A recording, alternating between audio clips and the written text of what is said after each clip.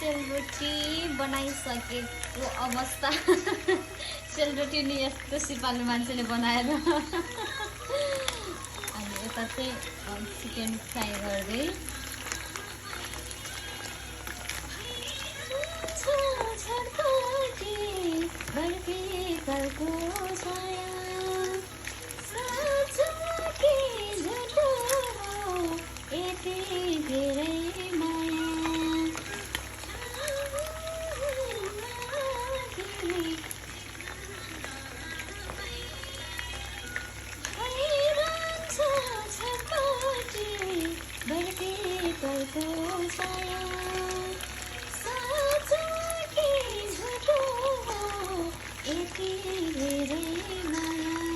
एकदम सिपालु मान्छेले बनाएको है मैले रोटी। त्यही भएर कता कता चाहिँ के अरे मोबाइल चलाउने बेलामा डढेको अवस्था कि।